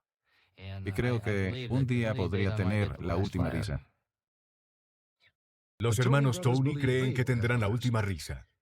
No han encontrado el tesoro, pero creen que encontraron la pista final. Mientras filmábamos, tuvieron que regresar a casa, después de quedarse sin dinero, pero volverán. Con lo que tenemos sé que no es un engaño. Estoy convencido de que no lo es. Ha estado allí 160 años, supuestamente, y estará allí hasta que lo encuentren.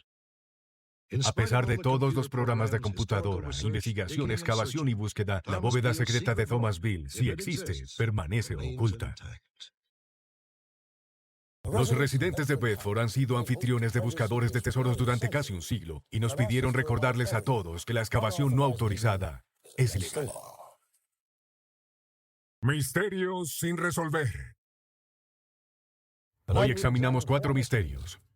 Y en el corazón de cada uno hay un secreto oculto por la amnesia, por un juego de estafa, por una fuga de la prisión y por un código. Quizás alguien en algún lugar pueda descubrir estos secretos. Los misterios de hoy están conectados. Circunstancias inexplicables, engaño, asesinato. En el corazón de cada uno hay un esposo y una esposa. Serán difíciles de resolver, pero hay mucho en juego cuando la vida está involucrada. Quizá pueda ayudar.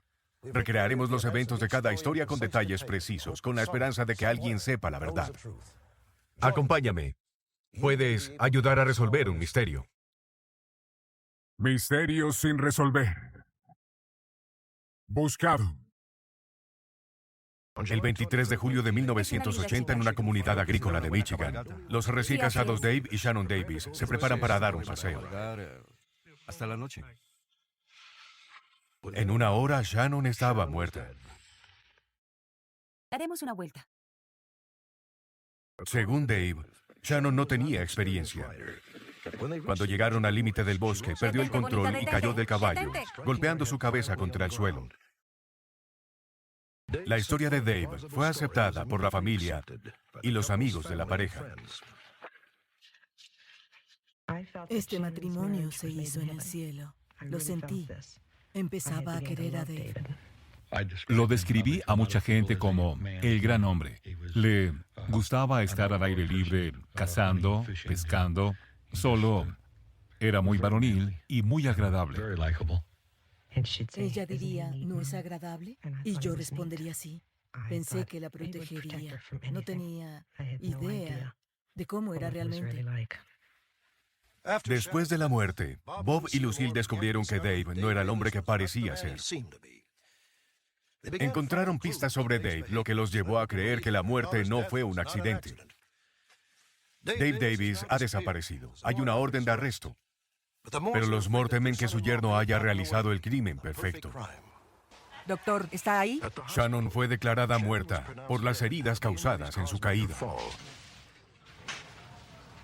Los padres de Shannon se molestaron cuando Dave insistió en que el cuerpo de su hija fuera cremado.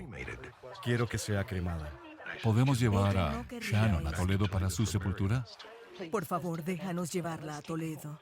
No es lo que quería. Las voces se volvían más fuertes porque no creo en la cremación. Sabía que Shannon no quería eso. Es lo que ella quería. Si él iba a insistir, yo buscaría un juez y obtendría una orden de restricción temporal para evitar que lo hicieran. Lucille no pudo dormir. Recordó que su esposo había atrapado a Dave en una mentira sobre el seguro de vida. Bob le dijo, ¿tienes seguro para Shannon? Él dijo no. Y eso me sorprendió. Recordé que Shannon regresó diciendo, Dave me compró un seguro de vida. Esa fue la primera mentira que encontré. 3 días después fue sepultada. Bob y Lucille notaron que Dave parecía indiferente. Bendigo a Shannon con el agua bendita. Después del funeral, descubrieron que Dave vivía una vida de engaño. Dijo haber sido herido en Vietnam. Para que su alma encuentre refugio. Sus padres dijeron que nunca estuvo en servicio. Esto me estaba afectando y solo podía pensar, Dave, ¿mataste a mi hija? Y estaba allí, la había asesinado. No sabía qué hacer. Me sentía avergonzada. Sentí que me volvía loca. 2 días después, 6 compañías de seguros contactaron a la funeraria y solicitaron copias del certificado de defunción. Su muerte dejó a Dave como el beneficiario de $330,000. Bob Moore descubrió que Dave quizá estaba involucrado en otras estafas a seguros. Quemó una granja y tuvo otros incendios. La lesión falsa cuando trabajaba para la compañía automotriz. Pensaba vivir con el dinero del seguro y seguía aumentando cada vez. Comenzó con un incendio y ahora iba a cobrar un gran seguro. Ante la insistencia de Bob y Lucille, el cuerpo fue exhumado. El forense encontró las lesiones consistentes con la caída desde un caballo. Pero encontraron indicios de una droga desconocida en el cuerpo, aunque el informe dictaminó que la muerte fue un accidente. 3 meses después, un artículo de Detroit Free Press expuso los fraudes de seguros de Dave. El caso fue abierto y Dave se mudó a Florida. El detective Don Brooks fue asignado. Hola. Hola. La información en ese artículo era fenomenal. Pensé, si esto es 50% exacto, tenemos algo. Brooks contactó al toxicólogo que había encontrado rastros de la droga desconocida. Le expliqué que había una gran cantidad de productos químicos. Hay más de 250,000 productos de uso común. Y ya habíamos descartado tal vez 1,000. Y dije, necesito ayuda. ¿Esa es la lectura? Es todo. El pico está aquí. ¿Ves lo limpio que está? Ya que es tan limpio, significa que es una droga. Sí. Es importante para el caso si podemos identificar qué es eso. Me pidió información sobre los antecedentes de Davis y le dije que era un granjero y que tenía animales grandes. El doctor Forney y yo acudimos a los veterinarios que podían haber atendido a Dave Davis. Soy Don Brooks de la Policía Estatal. ¿Hablé con usted antes? Así es, Don. Escuché que está Les buscando una pregunté droga. a los veterinarios si sabían de alguna droga que afectara el sistema muscular o nervioso de los animales. Y cuando lo hice, uno mencionó el nombre de una droga. El doctor Forney probó la droga, un tranquilizante animal. Combinaba con la muestra tomada del cuerpo de Shannon. Ahora Brooks necesitaba conectar la droga con Dave Davis. Determinamos que hace varios años, Dave Davis participó en un campo de caza, en el cual los miembros usaron esta droga para cazar venados con arco y flechas. Shannon fue exhumada de nuevo. Se encontraron 2 marcas de inyección, una en el hombro de Shannon y otra en la muñeca. Don Brooks llamó y dijo, bingo, encontraron que Shannon fue inyectada y nos moveremos, vamos a atraparlo. El 13 de octubre de 1981, un jurado emitió una orden por asesinato en primer grado a Dave. El detective Brooks creía que Dave empujó o bajó a Shannon de su caballo, la lanzó al suelo y luego la paralizó con un tranquilizante. Brooks cree que Dave le golpeó la cabeza con una roca para que las lesiones parecieran accidentales. No hay duda de que es un asesino premeditado. Se casó con Shannon para matarla y sacar provecho. Quiero atraparlo, quiero verlo encerrado. Quiero que sienta que le respiramos en el cuello, no lo dejaré escapar. No pueden revivirla. Pero aléjenlo antes de que se lo haga a otra chica. Y lo hará. Lo hará. Después de la transmisión, un espectador reconoció a Dave. Dijo que vivía en Samoa Americana, una isla en el Pacífico Sur. Davis fue arrestado 9 días después por el FBI. Davis vivía en esta casa con su esposa samoana de 20 años. Él le dijo que su primera esposa había muerto en un accidente. 3 semanas después, Davis fue llevado a Michigan para ser juzgado. ¿Algún comentario sobre los cargos en su contra? No lo hice. Dicen que su esposa fue envenenada. No lo hice. Después de 2 horas, un jurado de Michigan condenó a Dave Davis por asesinato en primer grado. Para los padres de Shannon, el veredicto puso fin a una lucha de 9 años. Lo esperábamos. Obtuvimos lo que queríamos.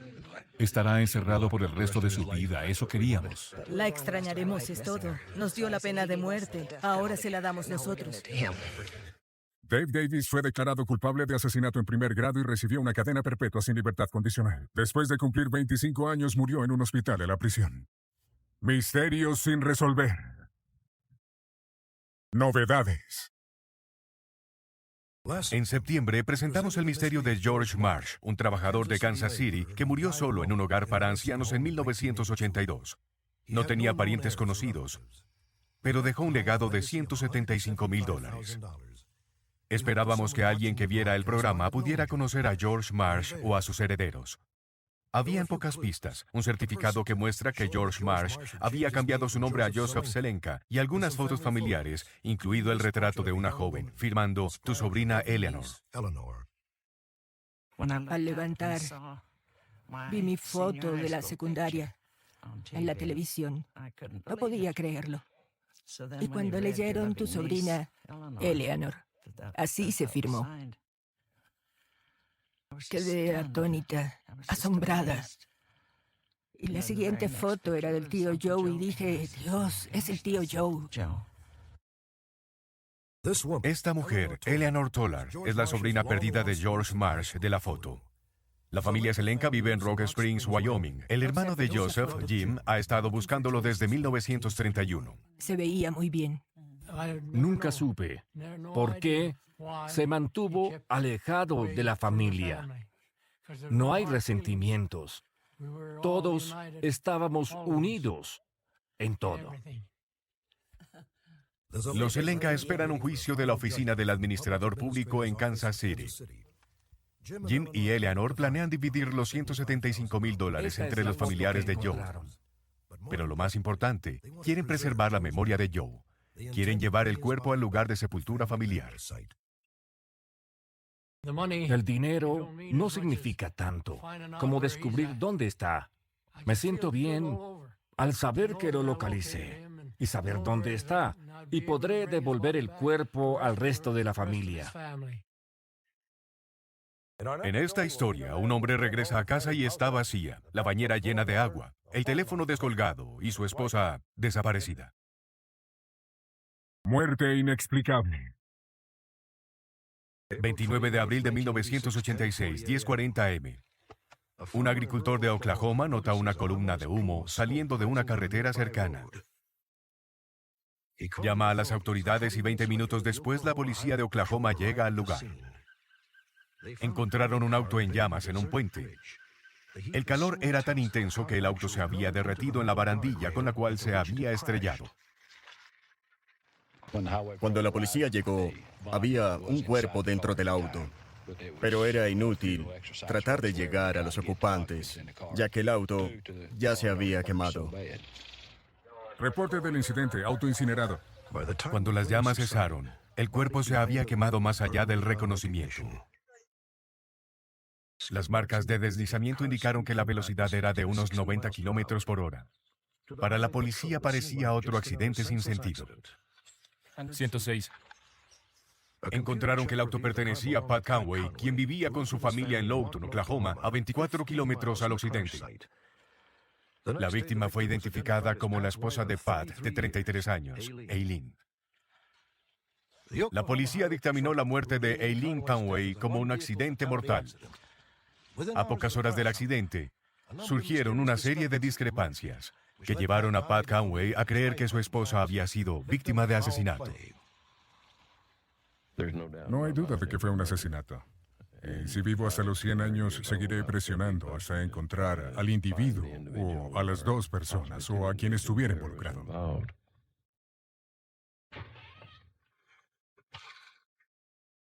Pat comenzó a sospechar cuando regresó a casa después del accidente. La puerta del patio estaba abierta. El bolso de Aileen, que siempre llevaba consigo, estaba junto a un sillón. Su licencia de conducir y lentes estaban en él. Había una mesa para planchar y la plancha encendida.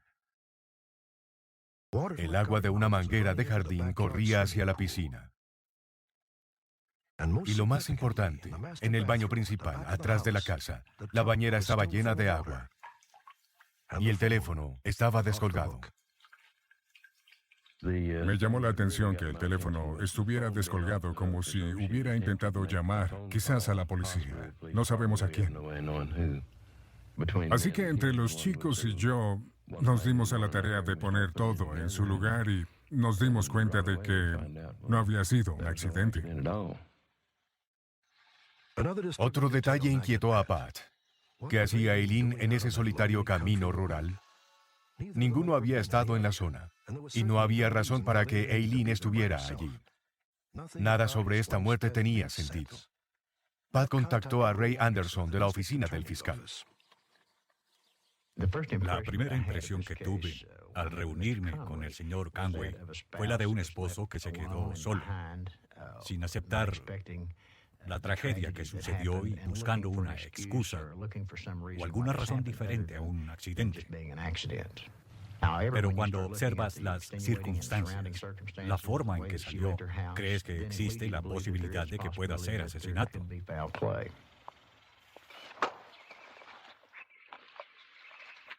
Pat toma ese lado y yo tomaré este. Busca algo familiar o inusual. Unos días después, Pat y Ray Anderson fueron al lugar en busca de pistas. Pat, ¿podrías venir? A 60 metros del puente encontraron un boletín de la iglesia. ¿Te parece familiar? Sí, es el boletín de la iglesia que salió del auto el domingo. Estaba en el tablero del auto. ¿Seguro que salió de tu auto? Sí, seguro. Sin duda, ahí estaba. Aileen conducía con las ventanas cerradas y el aire acondicionado encendido. El boletín no pudo haber salido volando. El auto debe haberse detenido.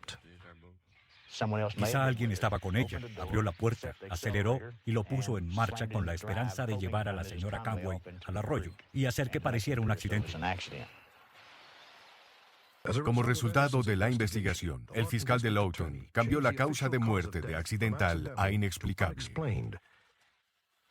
El fiscal pidió a la Oficina de Investigación de Oklahoma y al jefe de bomberos que evaluaran la probabilidad de incendio provocado. Lo que me hizo sospechar fue mirar las fotografías y ver cuánta quemadura había. Esta cosa fue destruida. La quemadura fue similar a la de la gasolina o algo así. Otra cosa que llamó mi atención fue la falta de la tapa de la gasolina. En los incendios provocados, y está documentado, que en un auto se quitó la tapa de la gasolina, y ese fue el caso aquí. Las pruebas y las muestras de tapicería de un auto similar al de Eileen sugieren que el interior del auto puede haber sido rociado con gasolina. Tomamos el material y usamos un soplete. Lo encendimos, luego retiré el soplete y se apagó el fuego, lo que es consistente con el material ignífugo. Tomamos gasolina y empapamos el material y eso quedó destruido. Y sin algún tipo de acelerador como la gasolina, el fuego no ardería tan fuerte. Si Eileen Conway fue asesinada en el puente, todavía queda una pregunta. ¿Por qué? No sabemos qué la hizo salir. Hay muchas teorías. Quizás interrumpió un robo. Retrocedimos un poco y hubo informes de robos en las semanas y meses anteriores a esta situación. La posibilidad de un robo interrumpido está ahí. Tenía que ser un robo. Quien entró no sabía que estaba aquí. Y al descubrirlo, no querían dejarla para que los pudiera identificar. Eso los convierte en asesinos. Si se resuelve, será porque habrá alguien que hable, habrá alguien que admita su participación. Y creo que eso es lo que captura a los delincuentes, su incapacidad para mantener la boca cerrada. Nadie sabe qué le sucedió a Eileen Conway en un puente en Oklahoma ese día. Un año después, Pat Conway aún busca respuestas. Aunque estás desanimado, sigues presionando. Piensas en ello cuando te acuestas, cuando te levantas, todo el tiempo. Pero debe ser resuelto. No renunciaré en lo que respecta a resolver el caso. Se ofrece una recompensa por información que lleve a una condena en este caso. Ahora la historia de Glenn y Bessie Hyde, que desaparecieron en un viaje peligroso en el río Colorado. Se creían perdidos hasta que una mujer que decía ser Bessie Hyde dijo que asesinó a su esposo. Misterios sin resolver. Misterios sin resolver. Leyendas misteriosas. 1928. El Gran Cañón. El río Colorado atraviesa el Gran Cañón en un tramo que fue considerado el más peligroso del mundo. En 1928, dos recién casados navegaron por estos rápidos traicioneros. No fueron vistos de nuevo. Emery Kolb, un fotógrafo del Gran Cañón, fue uno de los últimos en verlos con vida. 50 años después, cuando Kolb murió, las autoridades se sorprendieron con un horrible descubrimiento en el cobertizo de su casa. Escondido en una canoa había un esqueleto que parecía haber sufrido una muerte violenta. ¿De quién eran los huesos? ¿Y cómo murió la víctima? Una opción sería que el individuo enfrentara muerte por homicidio. Otra opción sería el suicidio. Sería bueno saber quién era este individuo. Falta alguien. Alguien estaba allí y puede haber amigos o familiares a quienes les gustaría saber quién es. La desaparición y el descubrimiento de los restos humanos ocurrieron con casi 50 años de diferencia. Pero fueron conectados por un artículo en un periódico de Idaho y por las autoridades de Arizona. Sugirieron que los huesos podrían ser los del aventurero Glenn Hyde. Hoy examinaremos estos misterios del Gran Cañón. ¿Qué pasó con Glenn Hyde y su esposa Bessie? ¿Está su desaparición relacionada con los huesos en el cobertizo? Glenn y Bessie Hyde se casaron en Twin Falls, Idaho, el 10 de abril de 1928. Glenn tenía 27 años y Bessie solo 18. Ese otoño construyeron un bote para una aventura. Un viaje por el río Colorado hasta California a través del Gran Cañón. Glenn era un buscador de emociones. Este viaje significaría fama instantánea. Glenn quería hacer una carrera récord. Quería hacerlo en un bote casero, con una esposa nueva que no había estado en un río y sin chalecos salvavidas. En el otoño, 6 meses después del matrimonio, estaban en Green River, Utah. Un experimentado hombre del río miró el bote y pensó que le parecía un ataúd. Era diferente a lo que había corrido por el Colorado. Los Hyde tardaron 26 días en llegar desde Utah a Bright Angel Trail, corazón del Gran Cañón, un nuevo récord. Quedaba el tramo más peligroso, y se detuvieron para ver a Emery Kolb, que ya había navegado por estos rápidos. Kolb había llegado al Gran Cañón en 1902 y documentaba su grandeza. Sus fotografías y su inmenso conocimiento del río hicieron de Emery una leyenda. Estaba entusiasmado con sus viajes por el río y muy orgulloso. Los que estaban interesados en el río, en los años que estuve allí, fueron y hablaron con Emery Kolb. Francamente, no creo que debas ir. Ninguna mujer ha viajado por el río desde este punto. Cuando los Hyde visitaron a Kolb, Bessie se había cansado del viaje. La idea de no llevar chalecos salvavidas... Emery intentó advertirles sobre los peligros. Les pidió quedarse con él durante el invierno y posponer su viaje. Glenn, no creo que... Incluso les ofreció sus chalecos salvavidas. Pero Glenn rechazó todas las ofertas de Kolb. No hay razón para temer. Somos buenos nadadores. Vamos, Bessie, oscurecerá pronto. El señor Kolb me dijo que hizo todo lo posible por convencerlos. Dijo, no saben en qué se están metiendo. He estado allí y sé cómo es. Les rogó que llevaran salvavidas y cámaras de aire, y Glenn se negó. Él dijo, lo haré sin nada de eso. 2 días después, Glenn y Bessie desaparecieron. Los aviadores del ejército volaron hacia el cañón y vieron el bote en Diamond Creek. Emery Kolb lideró la búsqueda para encontrar a la pareja. Y cuando halló el bote, no estaba dañado. ¡Glenn! ¡Bessie! El bote estaba intacto. La ropa, la comida, el rifle de Glenn estaba ahí. La cámara con película. Había un diario que Bessie Hyde guardaba a bordo. Encontraron todo, excepto a las personas. No había señal de ellos.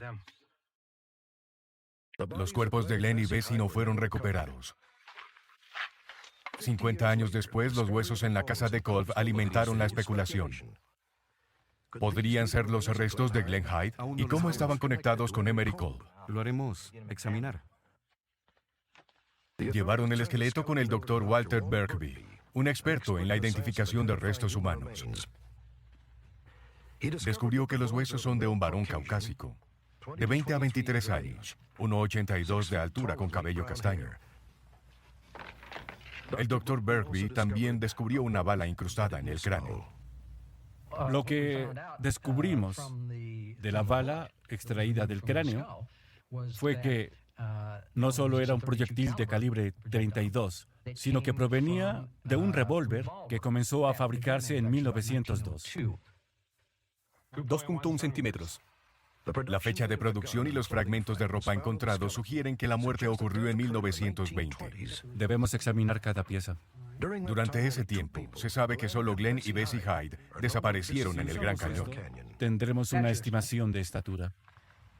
En algún momento escuché un rumor en el que Emery Kolb podría haber asesinado a Glenn Hyde para poder tener a la bella Bessie. Es tan absurdo que no puedo creerlo. Que él asesinara a alguien y luego se quedara con el cuerpo. ¿Tienes verticalidad en estos espejos? Sí. Tendremos que girarlo a la izquierda. El Dr. Berkby esperaba calmar los rumores. Un poco más, un poco más. Superpuso una fotografía de Glenn sobre el cráneo para comparar la estructura ósea. Un poco más. Esta era la única forma de determinar que el esqueleto era de Glenn Hyde. Listo, ahí. El cráneo tiene una forma diferente a la cara de Glenn Hyde. Las órbitas de los ojos están en una dirección diferente. Las mejillas son más anchas. Incluso la forma de la barbilla está mal. El mentón de Glenn era redondeado, como podemos ver en la fotografía, mientras que el mentón del cráneo tiende a estar cuadrado. Esas características no coinciden. Estos restos, estos huesos sometidos a análisis, no son los de Glenn Hyde. Punto. Fin de la historia.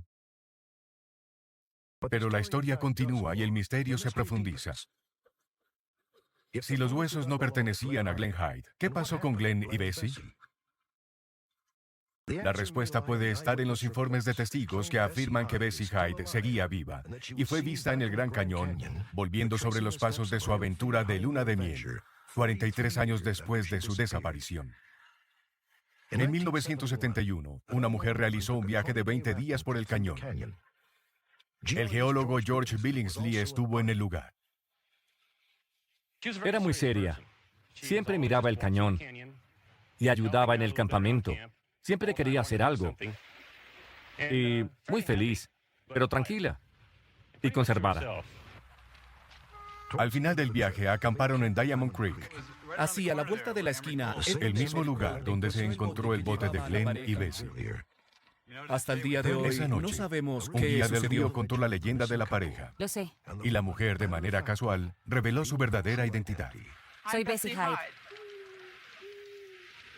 Ella nos dijo lo suficiente y no sabíamos qué más Lo decir, asesiné. pero pensamos que inventó la historia. ¿Cómo? Pero más tarde, pensamos que tal vez era Bessie porque la edad era correcta. Tomé un cuchillo y lo Y apuñalé. nunca sonrió cuando lo dijo, como si fuera verdad. ¿Es verdad? Bueno, justo aquí tuvimos una pelea. Y él me golpeó. Según la mujer, Glenn estaba obsesionado con el viaje, sin importar lo peligroso. Cuando intentó irse, estalló una pelea. Obtuve el nombre y finalmente la contacté en Ohio. Cuando pregunté sobre los Hyde, ella negó todo. Dijo que no había contado la historia, que no conocía a Hyde y que no era Bessie Hyde. Pero mi instinto dice que era ella. Los misterios de esta historia permanecen sin resolver. Si los huesos en la casa de Kolb no son los de Glenn Hyde, ¿de quién son? ¿Y por qué Kolb los mantuvo ocultos en esa canoa? Los misterios han sobrevivido. Y por ahora, siguen siendo parte de la leyenda del Gran Cañón. Ahora, la historia de una mujer atrapada en su casa por agorafobia. El miedo a personas y lugares desconocidos. Extrañamente, ha desaparecido. Misterios sin resolver. Personas desaparecidas. El sistema de transporte del área de la bahía, conocido como los trenes BART, une a San Francisco con las ciudades del este. El 12 de junio de 1985, Jules Keylor llevó a su esposa Dory a la estación BART en Pleasant Hill, a 29 kilómetros de Oakland. Entró en la estación y compró un boleto. Una tarea simple realizada por millones, pero fue una prueba de coraje para Dory Keylor. Dory sufre de agorafobia, un miedo irracional a estar en lugares públicos.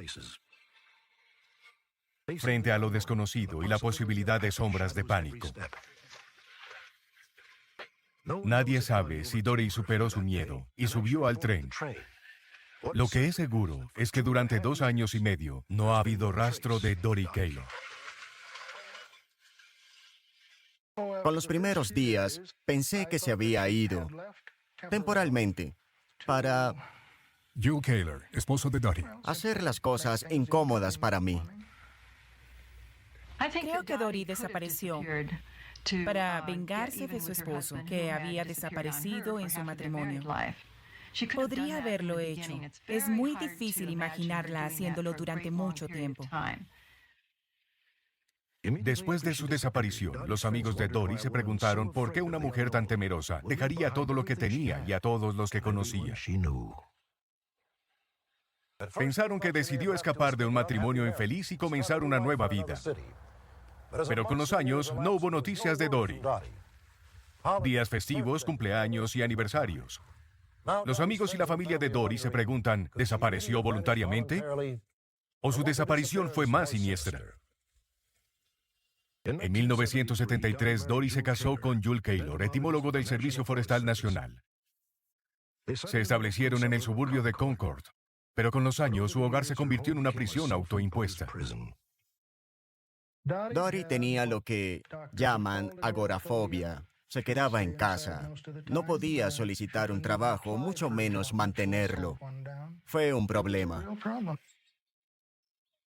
El matrimonio de Dory y Jules se deterioró. Dory solía estar sola porque Jules trabajaba fuera de la ciudad 50% del tiempo. Luego, en noviembre de 1981, su relación estalló en violencia. Dijo que tuvieron una discusión. Se intensificó y él la golpeó con una tabla o algo y recibió una herida en la cabeza. Y ella tomó unas tijeras y dijo, mantente alejado de mí, y se protegió. Estaba parada sobre mí con esas tijeras. Jules dice que Dory inició la pelea, maldiciéndome y diciendo, te mataré, hijo de, te mataré. Y tomé un soporte y la golpeé con él. Hola, chicas. Dory necesitaba unir los hilos de su vida. En 1984 se unió a un grupo llamado Mujeres en Transición. Sin decirle a Jules, asistió a reuniones durante más de un año. La conocí en el otoño y la última vez que la vi fue a finales de la primavera y pensé que ella había progresado. Con el tiempo, agregó más color a sus atuendos. Tenía más cuidado con el cabello. Se lo cortó en un nuevo estilo, lo cual fue aterrador para ella. Era como si surgiera una nueva Dory. Tenía vidas secretas, una existencia secreta de la que no sabía. Y ella lo quería así. Ella buscó eso. Solo comencé a darme cuenta cuando desapareció. No lo sabía, yo solo sospechaba. Dory alquiló un apartado de correos para recibir correspondencia sin que Jules lo supiera. Abrió una cuenta bancaria y transfirió $5,000 a un cheque de caja. Un mes antes de que Dory desapareciera, Jules le dijo que debía aceptar una transferencia a Salt Lake City. Dory dijo que, en caso de que me transfirieran, no estaba interesada en ir. Así que no esperaba que ella fuera. Y ni siquiera lo hubiera querido. Según Jules, el miércoles 12 de junio, Dory partió en un viaje. La llevó a la estación de BART de Pleasant Hill. La llevé a la estación de BART. Llevaba un pequeño bolso de viaje. Adiós, Jules. La dejé y dio la vuelta a la esquina y desapareció. Jules dice que Dory tenía su bolso, así como su bolso de viaje cuando entró en la estación por última vez. Pero no puede estar seguro de que Dory abordó el tren. Al día siguiente, Jules regresó a casa del trabajo y se bajó del tren en la estación Concord. En el estacionamiento se sorprendió al encontrar el Volkswagen de Dory al lado de su auto. Me acerqué y miré adentro y noté su bolso, y eso fue muy extraño. Me dijo lo importante que era tener su bolso con ella. Se sentía segura si tenía muchas de sus cosas. Se sentía segura. Me sentí molesta cuando me di cuenta de que no se había llevado su bolso. Jules dejó una nota en el auto y le pidió que lo contactara. Durante los siguientes días dejó 2 notas más, hablando sobre los problemas que tenía con la casa. También expresó su amor y le suplicó que volviera a casa. Hablé con Jules y me dijo que no la había visto en 4 días y que no sabía dónde estaba y que su auto estaba allí, su bolso estaba allí y no sabía dónde estaba. Estaba molesta. Le pregunté si había llamado a la policía y dijo que no. Y esto me puso casi histérica. 5 días después de que desapareciera, Jules presentó un reporte de personas desaparecidas ante la policía de BART. Al día siguiente, la policía de Concord fue notificada de la desaparición de Dory. No por Jules, sino por la policía de BART. 2 semanas después de la desaparición, Jules se mudó a Salt Lake City, donde aún vive y trabaja. De vuelta en Concord, Diane contrató a una investigadora privada, Francie Kohler. Hola, soy Francie Kohler. El estado del caso es, lo veo como un 10% de personas desaparecidas y un 90% de asesinato. Ya que sus intentos no revelaron nada, Diane y Francie se preocuparon de que Dory estuviera muerta. Comenzaron a considerar a Jules como sospechoso. No sabemos si Dory llegó a la estación BART. El único que informó que Dory fue a la estación es su esposo. No sabemos si llegó allí. Si fuera así, resulta ser más que una desaparición. Jules será sospechoso de su desaparición o muerte junto con cualquier otra persona que haya estado cerca en el momento o antes de su desaparición.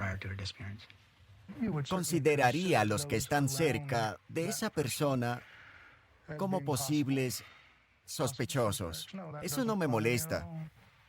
Sospecho que ella desapareció voluntariamente y luego fue ayudada a desaparecer permanentemente. O tal vez se metió con la persona equivocada desde el principio. Han pasado 2 años y medio y aún nadie sabe si Dory Keylor construyó una vida secreta para escapar de un matrimonio infeliz o si fue víctima de asesinato. Existe la posibilidad de que esté muerta, lo cual es inquietante. Tengo muchas pesadillas y las autoridades y los amigos tienen cientos de ideas. No hay paz, no hay descanso. No hay conclusión y no la olvidaremos. Vivía en el infierno con Dory. Fue un infierno que desapareciera así. Y, sin embargo, desde que llegué aquí, me instalé y me metí en un nuevo trabajo.